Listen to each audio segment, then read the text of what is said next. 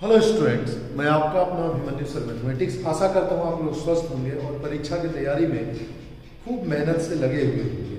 ठीक है, अब आइए कुछ ऑब्जेक्टिव क्वेश्चन को आज हम देखते हैं मॉडल सेट का। Question number 61। इससे पहले हम लोगों ने 60 क्वेश्चन तक देखा था। 61 नंबर का क्वेश्चन देखिए, हमको निकालना I cross J cross K बराबर पार्ट। ठीक है, हमने आपको सिखाया था कि अगर कभी I cross J cross K सब बड़ा मामला होगा, आप क्या करिएगा, आप इस तरह से पहले लिखिएगा। पहले आप लिख लीजिएगा I J K। जैसे आप पहले लिख लिया I, उसके बाद आपने लिख लिया J, उसके बाद आपने लिख लिया K। ठीक है, इस तरह से। तो हमने सिखाया था कि अगर मान लीजिए I क्रॉस J होगा, I क्रॉस J होगा तो उसका वैल्यू होगा K, J क्रॉस K होगा तो उसका वैल्यू होगा I, K क्रॉस I होगा तो उसका वैल्यू होगा J। क्यों भैया?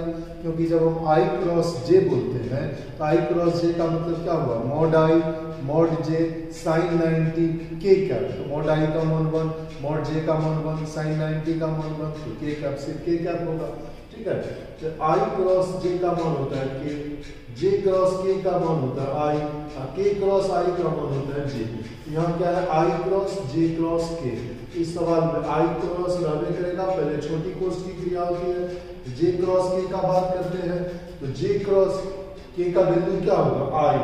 क्या होगा, देखिए J क्रॉस K का वैल्यू क्या होगा, I हो गया। अब हमारा हो गया I cross I cross I। तो I और I के बीच का एंगल क्या होगा, 0 होगा। साइन 0 का वैल्यू क्या होता है, 0 होगा। तो I क्रॉस I का वैल्यू क्या होगा, 0। I क्रॉस I का मान 0, J क्रॉस J का मान 0 और K क्रॉस K का मान होगा 0। यही अगर डॉट प्रोडक्ट होता तो I डॉट I का मान होगा 1, J डॉट J का मान होगा 1, K डॉट K का मान होगा 1। ठीक है, अब आ जाइए tan inverse x plus tan inverse y बराबर क्वार्ट। कब? जबकि x y का मान 1 से कम होगा। 4 ऑप्शन इसमें दिया हुआ है। पहला ऑप्शन है tan inverse x plus y बराबर माइनस xy, जो ऑप्शन आपका सही होगा। समझिए बात को, आप ध्यान में रखिएगा, ये हम पूरा बात ही लिख देते हैं। कॉन्सेप्ट है कि tan इनवर्स x और प्लस अगर tan इनवर्स y कभी आपको दिखाई पड़े, आप इसका मान लिखिएगा। आप इसका मान होता है tan inverse of x plus y by 1 minus xy। ये कंडीशन होता है कब, जब xy का मान 1 से कम हो। पहला बात, tan inverse x plus tan inverse y का मान होगा π/2। कब? जब xy का मान 1 के बराबर हो, यानी जब xy का प्रोडक्ट 1 हो। और तीसरा बात, tan inverse x plus tan inverse y बराबर होगा π plus tan inverse of x plus y by 1 minus xy। कब? जबकि xy का मान 1 से ज्यादा होगा। तो जब xy का मान 1 से ज्यादा होगा। इस सवाल में क्या है कि tan inverse x plus tan inverse y का वैल्यू निकालना। यहाँ पे कंडीशन क्या है, कंडीशन है x और y का प्रोडक्ट 1 से कम है। बोलिए x y का प्रोडक्ट 1 से कम है, तो tan inverse x plus tan inverse y बराबर हो जाएगा tan inverse of x plus y by 1 minus xy। जबकि xy का प्रोडक्ट 1 से कम होगा। तो जब xy का प्रोडक्ट क्या होगा, 1 से कम होगा। ये कौन सा ऑप्शन है, तो क्वेश्चन नंबर 62 का option number A, tan inverse x plus tan inverse y बराबर tan inverse of x plus y by 1 minus xy। जब xy का मान 1 से कम होगा, बोलो जब xy का मान क्या होगा, 1 से कम होगा। ठीक है, हो गया क्लियर। अब 62 के बाद देखिए 63 सवाल है, cot इनवर्स 1/x और प्लस tan इनवर्स x। इसका हमको वैल्यू निकालना है। देखो डायरेक्ट निकल जाएगा। कैसे निकालना है कि जैसे आपका दिया हुआ cot इनवर्स 1/x, हम सिखाए थे साइन का उल्टा cosec, cos का उल्टा sec, tan का उल्टा cot और cot का उल्टा tan। जैसे कहीं लिखा हुआ है cot इनवर्स ऑफ 1/x, तो cot इनवर्स ऑफ 1/x का मतलब क्या होगा, tan inverse of x, tan inverse of x। अब प्लस आपका क्या दिया हुआ है, tan इनवर्स ऑफ 1/x। अब अगर आप x और 1/x का प्रोडक्ट करिएगा तो 1 आएगा। तो xy का प्रोडक्ट अगर 1 आएगा तो tan inverse x plus tan inverse y। इसको सोचो x और इसको आप क्या सोचोगे, y। क्या सोचोगे, y। इसका डायरेक्ट मान क्या हो जाएगा, π/2।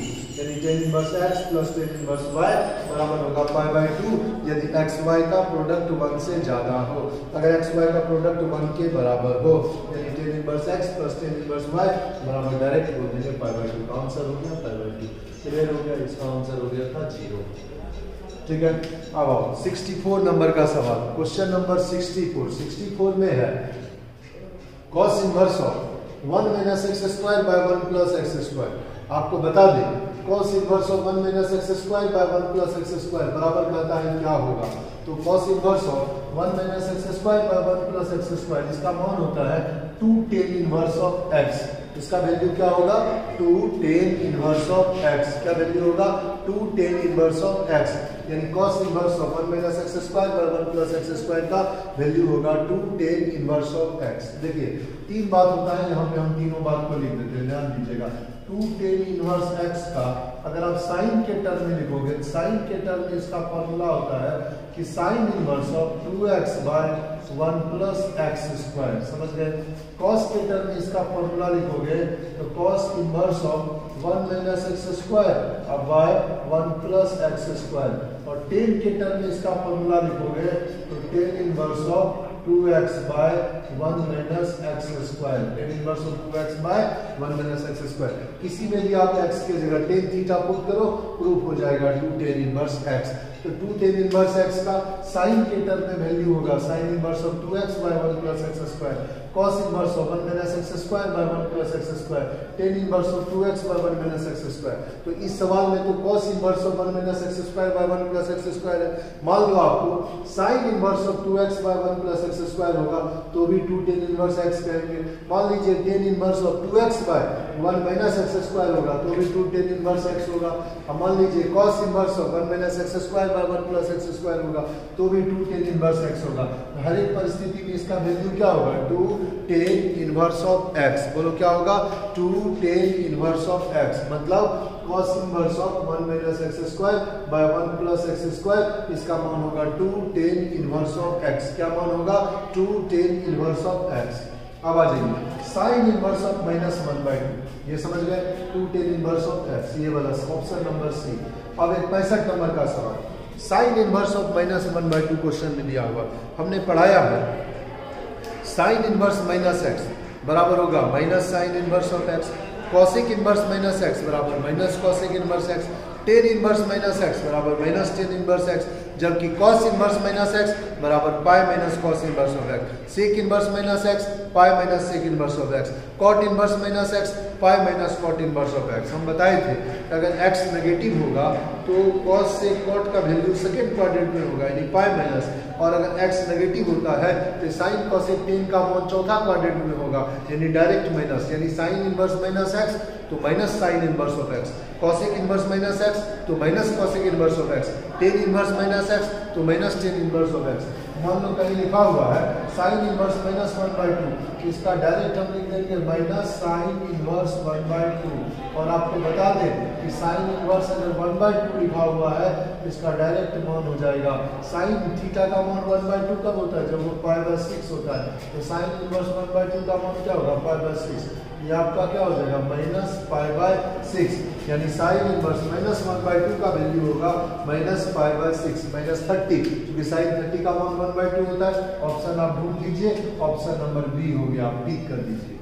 अब एक सवाल है 66, इस क्वेश्चन में है cot of tan inverse alpha plus cot inverse alpha. Cot of tan inverse alpha plus cot inverse alpha. आपको बता दें कि tan inverse alpha plus cot inverse alpha इसका मान होगा π/2। हमने सिखाया है कि sine inverse x plus cos inverse x बराबर π/2, tan inverse x plus cot inverse x बराबर π/2, cosec inverse x plus sec inverse x बराबर होता है π/2। यस या नो है? तो अगर मान लो कहीं लिखा हुआ है tan inverse alpha plus cot inverse alpha, बोलो tan inverse alpha plus cot inverse alpha, तो tan inverse alpha plus cot inverse alpha का मान होगा π/2। आगे में क्या लगा हुआ कॉट, क्या लगा हुआ है कॉट, तो tan inverse alpha plus cot inverse alpha का मान होगा π/2। आगे में कॉट लगा हुआ है, ये हो गया आपका cot π/2, cot π/2। Tan pi by 2 का मान होता है इन्फिनिटी, टेन 90 का मान होता है इन्फिनिटी, तो cot 90 का मान क्या होगा 1 बाई इन्फिनिटी, 1 बाई इन्फिनिटी का मान क्या होगा 0, तो cot पाई बाई 2 का मान क्या होगा 0, जिसका हो गया ऑप्शन नंबर बी। यानी cot of tan inverse alpha plus cot inverse alpha का बात करेंगे तो tan inverse alpha plus cot inverse alpha उसका मान होता है पाई बाई 2, ये आपका हो गया cot पाई बाई 2 जिसका मान होता है 0। बोलो cot 90 का मान क्या होता है 0। समझ गए बात? अब आइए एक सवाल है, साइन ऑफ साइन इनवर्स 1/2। देखो हमने प्रॉपर्टी पढ़ाया है कि sine of sine inverse x बराबर x होगा यदि x का मान -1 से 1 के बीच में हो, cos of cos inverse x बराबर x होगा यदि x का मान -1 से 1 के बीच में हो, ten of tan inverse x बराबर x होगा यदि x का मान -इंफिनिटी से +इंफिनिटी के बीच में हो। यहाँ पे क्या है साइन ऑफ साइन इनवर्स 1/2, तो साइन ऑफ साइन इनवर्स 1/2 है तो इसका मान डायरेक्ट 1/2 होगा। क्यों? क्योंकि 1/2 जो है वो -1 से 1 के बीच में है। प्रॉपर्टी होता है sine of sine inverse x बराबर होता है x, कब? यदि x का मान -1 से +1 के बीच में हो। आपको याद होगा cos of cos inverse x बराबर होता है x, कब? यदि x का मान -1 से 1 के बीच में हो, है ना। Ten of tan inverse x बराबर क्या होता है x होता है, कब? यदि x आपका रियल नंबर हो, यानी -इंफिनिटी से +इंफिनिटी के बीच में हो।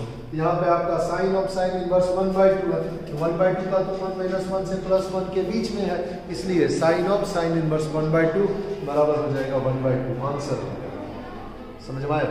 कोई दिक्कत का बात नहीं है। अब आइए एक सवाल है 68 नंबर का सवाल है इंटीग्रल ऑफ 3dx।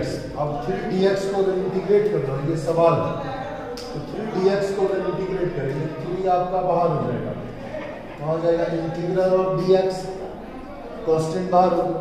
अब dx का इंटीग्रल क्या होता है x, अब प्लस सम कांस्टेंट, कांस्टेंट को k भी लिख सकते हैं, तो 3x plus some constant, option number C. कोई दिक्कत? अब यहाँ इंटीग्रेट करना है x का पावर 5 को। इंटीग्रेशन का क्या नियम होता है आप जानते हो कि x का पावर n का इंटीग्रेशन के लिए फॉर्मूला होता है x का power n plus 1 by n plus 1 plus some constant n is not equal to -1। Power एक बढ़ाना है, बड़े हुए पावर से भागा देना है। अगर x का पावर 5 है उसको इंटीग्रेट करेंगे, 5 में पावर 1 बढ़ाएंगे, x का पावर 6 बटे नीचे में क्या हो जाएगा 6, कहाँ से कहाँ तक? a से लेकर b तक, a से लेकर b तक, कहाँ से कहाँ तक? a से लेकर b तक। आपका 1/6 बाहर हो जाएगा। अब लिमिट बैठाना है, x की जगह पर पहले क्या बैठाओगे b, तो b का पावर हो गया 6 माइनस क्या बैठाओगे a का पावर 6 बराबर हो गया b का पावर 6 माइनस a का पावर 6 बाय 6। बोलिए चलेगा? ये हो गया आपका b का पावर 6 माइनस a का पावर 6 बाय 6, ये हो गया आपका आंसर। डिफरेंट इंटीग्रल है, तो देखिए मिला लीजिए आप। देखो क्या किया, x का पावर 5 था तो पावर 1 बढ़ाना है, बड़े में पावर से भगा देना, x का पावर 6/6। अब लिमिट बैठा दिया, b का पावर 6 माइनस a का पावर 6 बाय 6। क्लियर? अब देखो 0 से लेकर 16 तक इंटीग्रेट करना है, किसको? dx बाय रूट x को। dx बाय, देखो आपको हम सिखाए हैं कि रूट x को अगर डिफरेंशिएट करेंगे, रूट x का dc होता है 1/2 रूट x, 1/2 रूट x। इसका मतलब हो गया कि 1/2 रूट x को अगर हम इंटीग्रेट करेंगे तो इसका मान क्या हो गया root x plus some constant. सोचो 1/2 रूट x का इंटीग्रल क्या होगा root x plus some constant. अब अगर हम सिर्फ इंटीग्रेट करें 1/2 रूट x को, बताइए 1/2 रूट x का इंटीग्रल क्या होगा 2 root x plus some constant. तो सवाल में क्या है 1/2 रूट x dx, बोलो 1/2 रूट x dx, तो इसका इंटीग्रल क्या होगा 2 रूट x, कहाँ से कहाँ तक 0 से लेकर 16 तक, 0 से लेकर 16 तक। तो दो कांस्टेंट की तरह बाहर हो गया, पहले क्या होगा root under 16 minus root under 0, बोलो चलेगा है। अब 2 बाहर होगा, रूट अंडर 16 का मान क्या हो गया 4 माइनस 0, 2 गुना 4 क्या हो गया 8, ये 8 हो गया आंसर। बोले कोई दिक्कत? ठीक है, थोड़ा जल्दी से आप इसको लिख लीजिए या स्क्रीनशॉट आप ले लीजिए जल्दी।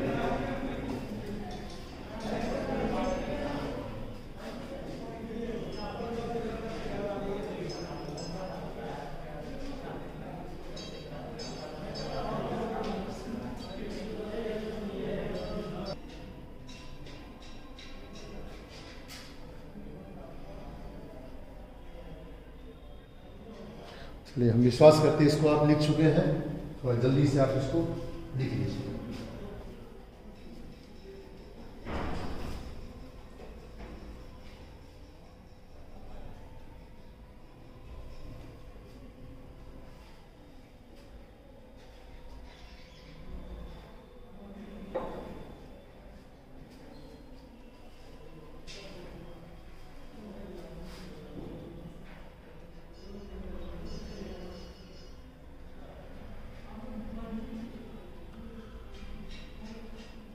लिख लिए सब।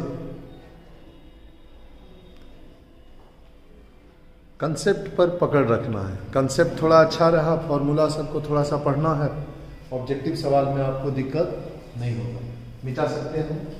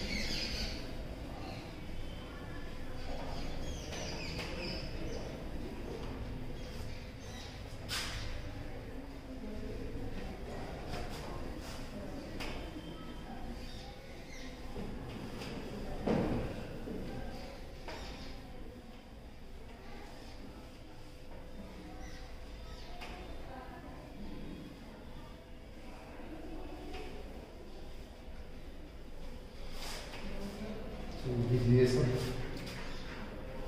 70 क्वेश्चन तक अभी हम लोगों ने देखा है।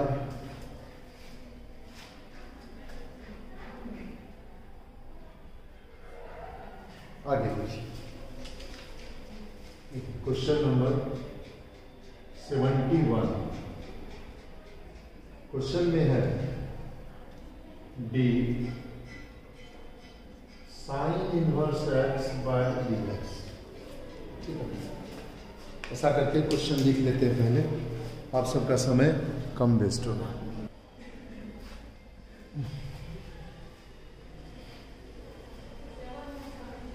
देखिए, इससे पहले हम 70 तक आपको बताए थे, अब 71 से लेकर ऑब्जेक्टिव क्वेश्चन है।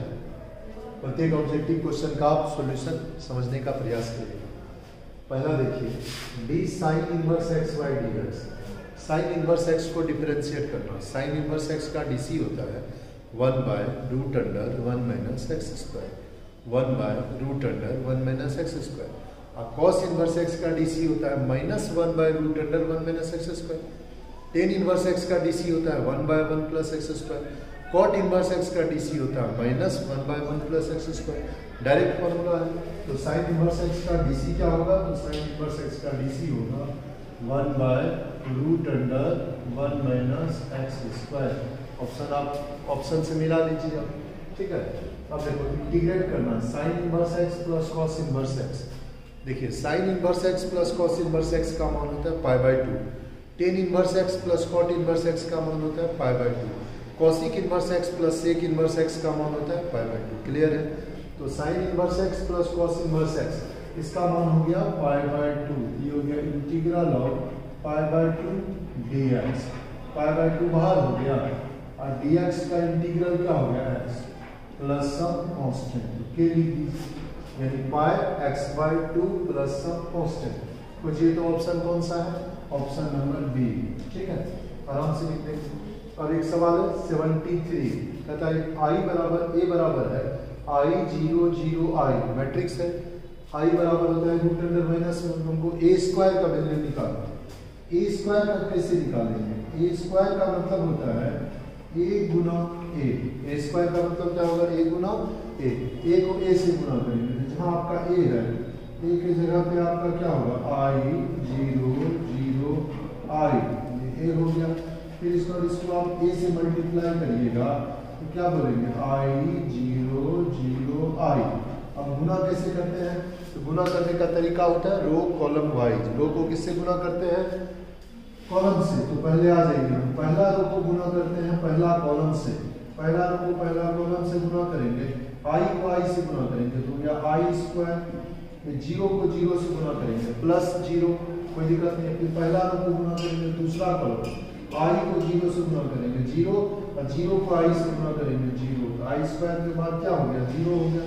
आई स्क्वायर के बाद यहाँ क्या हो गया? जीरो। देखिए कैसे, आई गुना आई स्क्वायर, फिर आई गुना आई स्क्वायर, जीरो गुना जीरो जीरो। फिर पहला रो को दूसरा कॉलम से गुना करेंगे, आई को गुना करिए जीरो से, जीरो जीरो को आई से गुना करिए zero, zero plus zero zero. फिर आ जाइए दूसरा रो को पहला कॉलम से, जीरो को आई से गुना करिए जीरो, आई को जीरो से गुना करिए जीरो। फिर देखिए जीरो को जीरो से गुना करिए जीरो, आई को आई से गुना करिए आई स्क्वायर, जैसे नो आई स्क्वायर हो गया, लिख दिया आराम से। अब इसको कैसे लिखेंगे? तो गौर करिएगा, इतना के बाद आई स्क्वायर का मान क्या होता है? -1। आई स्क्वायर का मान क्या होता है? -1 0 0 और -1, ठीक है। -1 0 0 और -1। 73 नंबर है, देख लेते हैं कौन सा ऑप्शन है। बड़ा ऑप्शन था इसलिए बोर्ड पर नहीं लिखा इसके ऑप्शन। 73 इसमें आपका ऑप्शन हो गया -1 0 0 -1, ऑप्शन नंबर हो गया बी, ऑप्शन नंबर बी। बोलिए चलेगा? आ जाए। इसके बाद कोई क्वेश्चन है 74, ठीक है। 74 में मैट्रिक्स ए है 1 2 2 -1, हमको एडजॉइंट निकालना है। देखिए दो ऑर्डर का जब मैट्रिक्स होगा तो एडजॉइंट कैसे निकालेंगे? एडजॉइंट का मतलब होता है कोफैक्टर का ट्रांसपोज। बोलिए कोफैक्टर का ट्रांसपोज, कोफैक्टर का ट्रांसपोज। अब डायरेक्ट भी आप एडजॉइंट निकाल सकते हैं दो ऑर्डर का। कैसे डायरेक्ट निकालोगे? तो मेन डायगोनल के एलिमेंट को अदला बदली, ध्यान से सुनना, मेन डायगोनल के एलिमेंट को अदला बदली और सेकेंडरी डायगोनल के एलिमेंट को माइनस से गुना। मेन डायगोनल के एलिमेंट का अदला बदली, देखो ये मेन डायगोनल है, दो ऑर्डर का जब मैट्रिक्स रहेगा तो एडजॉइंट निकालने के लिए तरीका हमने कहा मेन डायगोनल के एलिमेंट का अदला बदली, एलिमेंट का अदला बदली करना, ठीक है। और उसके बाद जो सेकेंडरी डायगोनल है, सेकेंडरी डायगोनल के एलिमेंट्स को माइनस से गुणा करना है। क्या कंसेप्ट लगाएंगे? मेन डायगोनल के एलिमेंट को अदला बदली करेंगे और सेकेंडरी डायगोनल के एलिमेंट को माइनस से गुणा करेंगे, दो ऑर्डर वाले। किसमें? दो ऑर्डर वाले। तो मेन डायगोनल ये है आपका, इसको अदला बदली कर दो, कोई फर्क नहीं पड़ेगा। तो 1 1 को अदला बदली करेंगे, कोई फर्क पड़ेगा क्या? कोई फर्क नहीं पड़ेगा। सेकेंडरी डायगोनल को माइनस से गुना कर दिया, -2 यही हो गया इसका एडजॉइंट। ऑप्शन में आप नहीं लीजिए, हो गया एडजॉइंट, ठीक है। समझ गए? ये सिर्फ दो ऑर्डर वाले में लगेगा, ठीक है। ऐसे एडजॉइंट का मतलब होता है कोफैक्टर का ट्रांसपोज, कोफैक्टर का ट्रांसपोज। अब जैसे ये डिटरमिनेंट है, इसको सॉल्व करना है तो डिटरमिनेंट में हम लोग देखते हैं जिस रो या जिस कॉलम में 2 जीरो रहता है उसी के अलोंग हम लोग डिटरमिनेंट को तोड़ते हैं। यहाँ देखो तीसरा रो में भी 2 जीरो है, पहला कॉलम में भी 2 जीरो है, ठीक है। तो पहला कॉलम के अलोंग भी तोड़ देते हैं। जैसे ये 3 है, 3 गुना लिख देंगे 3 का कोफैक्टर, तो ये 3 हो गया। पहला रो पहला कॉलम का एलिमेंट हो गया, इसका कोफैक्टर में क्या सब है? 2 3 0 7। तो 3 आगे रहेगा, इधर देखो 2 गुना 7 14 माइनस 0 गुना 3 0, अब 14 दिया 42, तो 42 को लीजिए, ऑप्शन है ऑप्शन नंबर सी 42 हो जाएगा। बोलिए कोई दिक्कत है? ऑप्शन नंबर सी 42 हो गया, 42 हो गया आंसर। अब 76 नंबर का सवाल है, the solution of the differential equation. Differential equation है dy dx बराबर x² पर y²। हमको सॉल्यूशन निकालना है। देखिए हम बोले थे ये वेरिएबल सेपरेबल का कंसेप्ट है। एक जाति वाले को एक तरफ करेंगे और इंटीग्रेट करेंगे, एक जाति वाले को एक तरफ करेंगे। वाई को उठा के इधर लाइए, इधर हो जाएगा आपका वाई स्क्वायर डी वाई, इसको उठा के इधर ले जाएंगे, क्या आपका हो जाएगा एक्स स्क्वायर डी एक्स। अब वाई स्क्वायर डी वाई का जब बात करेंगे तो वाई स्क्वायर का इंटीग्रल क्या होगा, y cube by 3, x square का क्या होगा x cube by 3 plus some constant. अब सबको उठा के एक तरफ देते हो, इसको उठा के इधर लेके आते हैं, ये क्या होगा y cube minus x cube by 3 है ना, तो बराबर उधर क्या हो गया प्लस सम कांस्टेंट। तीन को भी उधर गुणा कर देंगे तो कोई दिक्कत नहीं है, हो जाएगा y cube minus x cube अब बराबर 3c, 3c को भी हम के लिख सकते हैं, तो y square minus x square बराबर के हम लोग कह सकते हैं, या इसको पलट देंगे तो भी आंसर हो जाएगा, कोई दिक्कत नहीं है। अगर इसको हम पलट देंगे तो हो जाएगा x square minus y square बराबर माइनस के होगा, समझिए बात को, है ना। तो ये हो गया आपका y cube minus x cube बराबर 3c, ठीक है। 3c आपको दिख रहा है, 3c आपको दिख रहा है, अगर इसको हम पलट देंगे तो हो जाएगा आपका एक्स क्यूब अब minus y cube, x cube minus y cube बराबर माइनस 3c, तो माइनस 3c तो कांस्टेंट होगा, उसके बदला हम लोग के का इस्तेमाल कर सकते हैं, ये ऑप्शन में हो जाएगा, समझ गए बात को। यानी क्या किया, जब भी डी वाई डी एक्स बराबर दिया रहेगा वेरिएबल सेपरेबल, वाई वाले को एक तरफ करेंगे, एक्स वाले को एक तरफ करेंगे, दोनों तरफ इंटीग्रेट कर देंगे, आंसर आ जाएगा। उसका कंसेप्ट है वेरिएबल सेपरेबल मेथड। क्या नाम है, वेरिएबल सेपरेबल मेथड। तो y cube minus x cube by 3 है, तो एक्स वाले को एक तरफ कर दिया, वाई वाले को एक तरफ कर दिया, ठीक है। अब आ जाइए टेन स्क्वायर एक्स को डिफरेंशिएट करना। देखो टेन स्क्वायर एक्स का मतलब होता है, अगर इसको डिफरेंशिएट करते हैं इसका मतलब हो गया टेन स्क्वायर एक्स का मतलब 10x का होल स्क्वायर, और जिसका पावर 2 है उसी के रिस्पेक्ट में करेंगे बाय डी 10x, और गुना हो गया डी 10x बाय नीचे हो गया dx। अब देखो 10x का होल स्क्वायर है तो उसका डीसी क्या होगा 2 10x, और जहाँ 10x है उसका डीसी क्या होगा sec square x, sec square x बोलो होगा। अगर 10x का होल स्क्वायर है तो उसका डीसी क्या होगा 2 10x, और फिर 10x का डीसी क्या होगा sec स्क्वायर x, 10x का होल स्क्वायर है तो उसका डीसी क्या होगा 2 10x, और 10x का डीसी क्या होगा sec स्क्वायर x। क्लियर हो गया।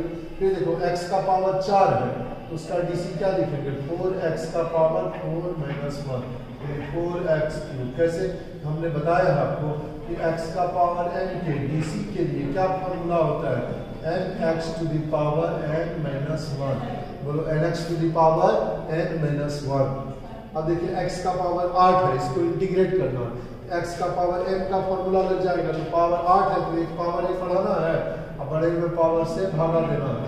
8 में 1 जोड़ोगे तो क्या हो जाएगा x का पावर 9 अब बाय 9, x का पावर 9 बाय 9, कहाँ से कहाँ तक 0 से लेकर 1 तक, तो 1 बाय 9 बाहर हो गया, 1 बाय 9 बाहर हो गया।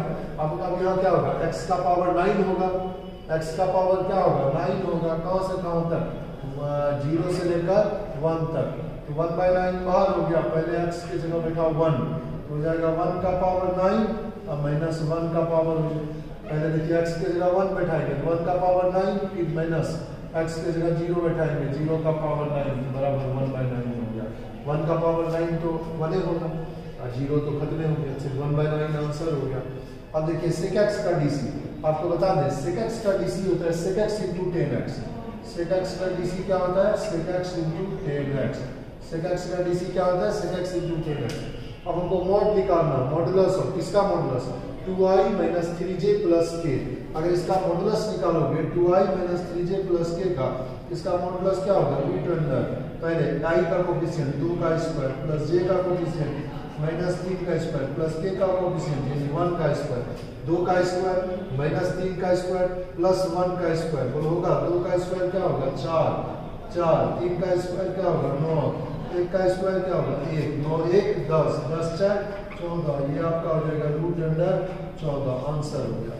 बोले होगा, तो इसका मॉडुलस निकालोगे तो मॉडुलस क्या होगा xi plus yj plus zk का modulus root under x square plus y square plus z square, mod निकालते हैं आंसर हो गया। जल्दी लीजिए, सारा ऑब्जेक्टिव सवाल है, अच्छा सब ऑब्जेक्टिव सवाल है।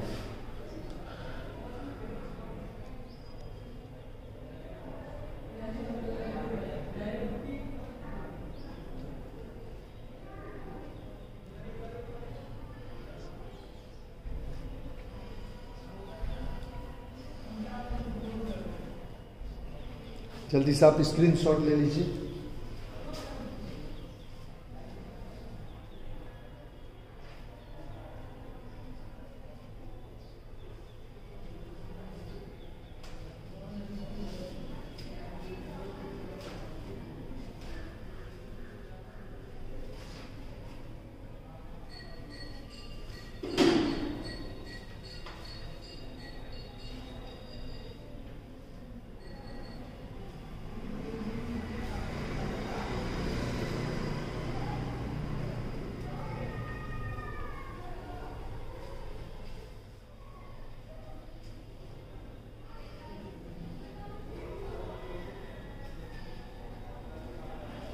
लिख चुके हैं सब? क्या मिटा सकते हैं? बहुत समय हो गया।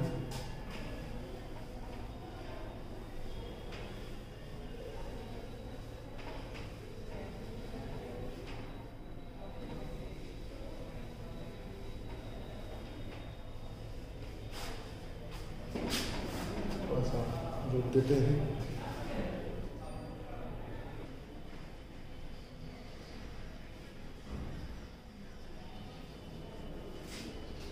देखिए क्वेश्चन है the direction ratio of normal to the plane. एक प्लेन दिया हुआ है, प्लेन का नाम है 7x + 4y - 2z + 5 = 0। अगर कोई प्लेन दिया रहता है ax + by + cz + d = 0, ये जो आपका ABC है इसी को हम बोलते हैं डायरेक्शन रेशियो।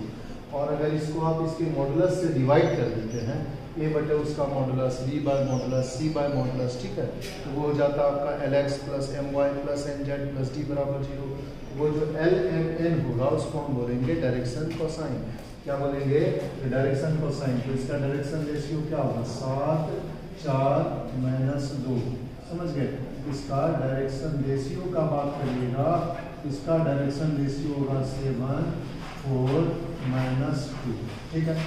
अब एक सवाल है, पी ए दिया हुआ है, पी बी दिया हुआ है, पी ए इंटरसेक्शन बी दिया हुआ है। समझ गए बात को? अब हमको मान निकालना है पी ए यूनियन बी का। तो पी ए यूनियन बी बराबर होता क्या है? पी ए यूनियन बी बराबर होता है P A + P B - P A intersection B. ये होता है कि यहाँ पी ए है वो क्या लिखोगे? 3/8। पी बी की जगह क्या लिखोगे? 1/2। अब पी ए इंटरसेक्शन बी की जगह 1/4। तीनों का मान दे दिया, 3/8, 1/2, 1/4। अब बताओ कि 8 2 4 का एलसीएम 8 हो गया, इधर हो गया 3, 2 गुना 4 8, तो यहाँ 4 हो जाएगा +4।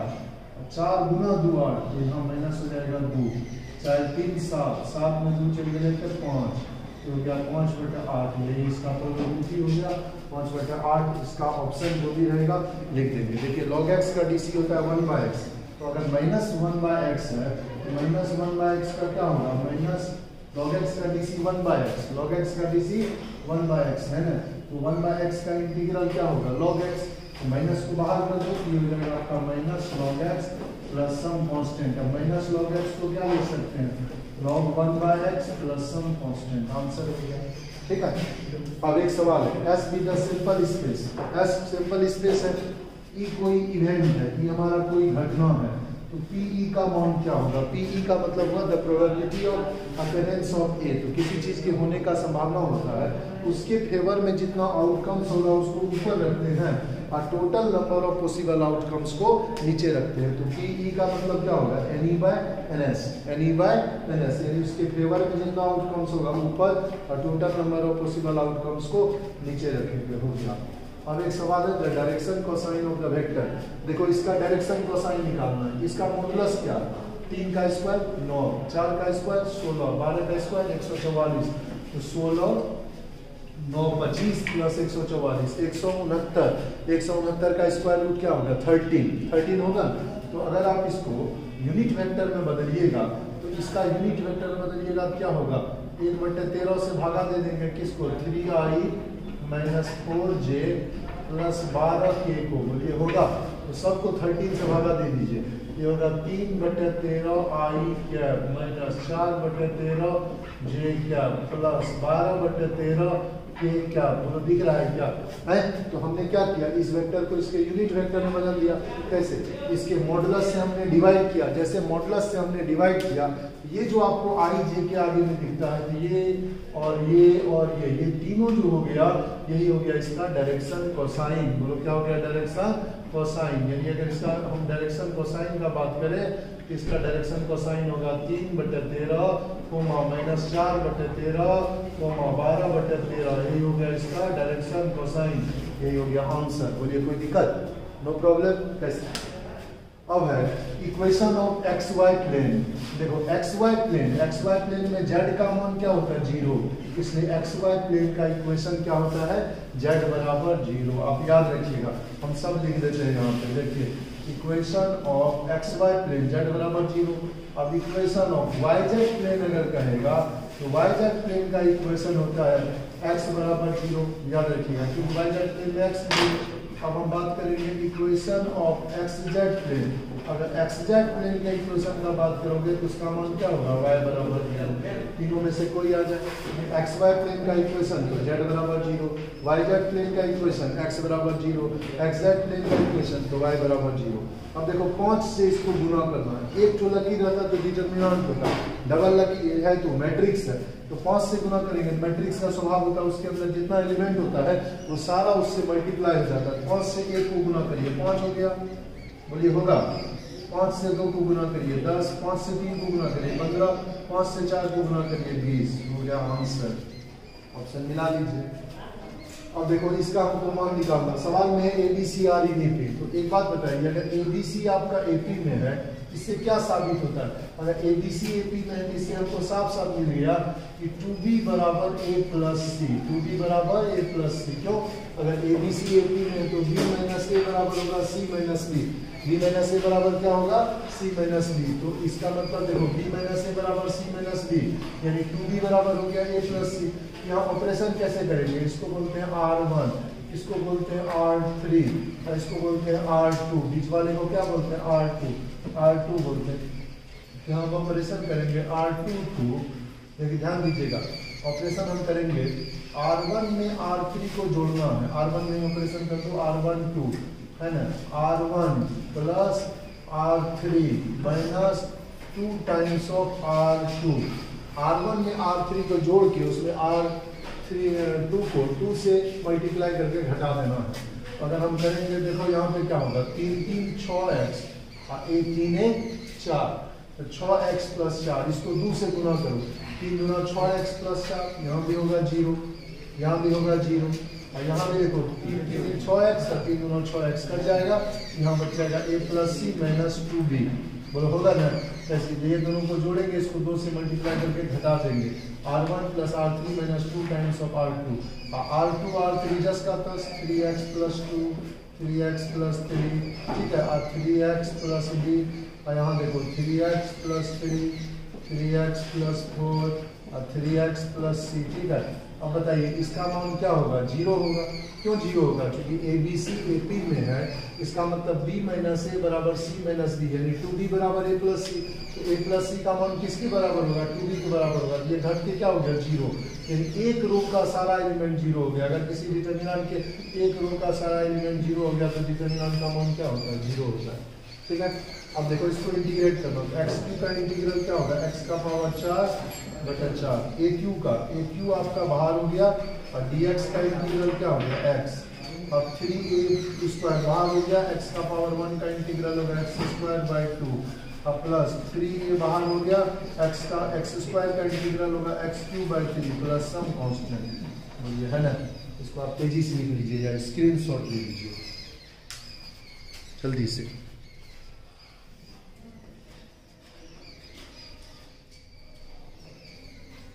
जब ABC AP में होगा उसका मतलब B माइनस A बराबर होगा C माइनस B। AP का कॉन्सेप्ट होता है T1 T2 T3 are in AP implies that T2 minus T1 बराबर T3 माइनस T2, यानी 2T2 बराबर T1 प्लस T3। इसलिए वहाँ 2B बराबर A प्लस C का इस्तेमाल किए हैं, ठीक है। तो R1 का सारा एलिमेंट 0 है और डिटर्मिनेंट का प्रॉपर्टी होता है each elements of a row और a column of a determinant are 0, then value of determinant is 0। जल्दी स्क्रीनशॉट आप ले लीजिए। ठीक है, बहुत बहुत धन्यवाद। आपका दिन शुभ हो, खूब अच्छा से आपका तैयारी हो। ठीक है, थैंक यू वेरी मच।